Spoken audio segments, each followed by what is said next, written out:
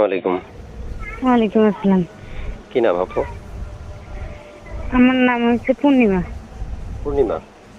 জি। বয়স কত? এই ১৯ তলায়। দেশের বাড়ি কোথায় আপনার? আমার দেশের বাড়ি লক্ষ্মীপুর। লক্ষ্মীপুরে থাকেন? জি। আচ্ছা আচ্ছা। আপু, মনের মানুষটা আপনি কেমন বয়সী যাচ্ছেন? মনের মানুষ যেরকম বয়সই হোক, বয়স বেশি হোক কম হোক, অথবা আমার ফ্যামিলিতে আমার মা আছে, বুঝছেন? জি। মা খুব অসুস্থ। আজকে এই ৩ মাস আগে অপারেশন করছি, এরপর দিয়ে এই অপারেশন দিয়ে ৩টা অপারেশন করানো হয়েছে, আচ্ছা। বুঝছেন? জি। তো একটু হেল্প সহযোগিতা করবে এবং কি আমরা ভালোবাসবো, বিয়ে করবো, ঠিক আছে? আর হেল্প সহযোগিতা যে করবো আমি তার কাছে বিয়ে করবো, বুঝছেন? বুঝতে পারছি। প্রিয় দর্শক, আমরা সবসময় চেষ্টা করি সকল তথ্যগুলো আপনাদের মাঝে উপস্থাপন করার জন্য।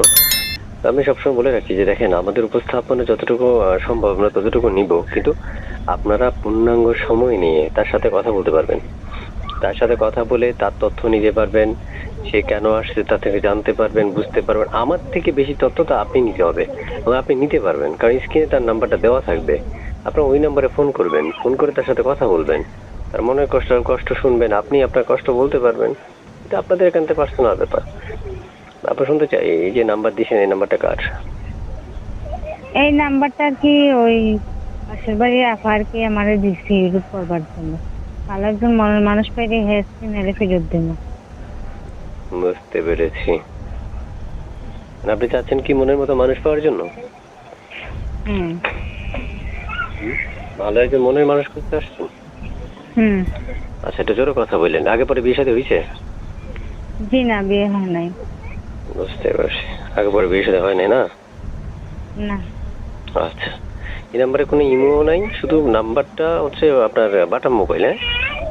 হ্যাঁ, বাটাম ফোন, তাও সিমটা পাশের বাড়ির আপু দিছে। ওই আমাদের এই পরিস্থিতি দেখবার পরে এই দিচ্ছে।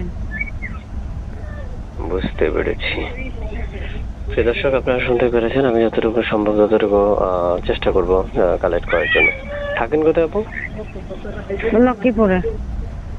আপনি লক্ষ্মীপুরে বাড়ি না? হুম। মনের মতো মানুষ পেলে বিয়ে করবেন, লক্ষ্মীপুরে বাড়ি। এখন যে কোনো মানুষ যদি আপনাকে ফোন দেয়, ধরেন বয়স্ক কেউ বিবাহিত আপনার কল করলো, তখন? এর কথার সাথে আমার কথা যদি বনে তাইলে বিয়ে করবো। আচ্ছা।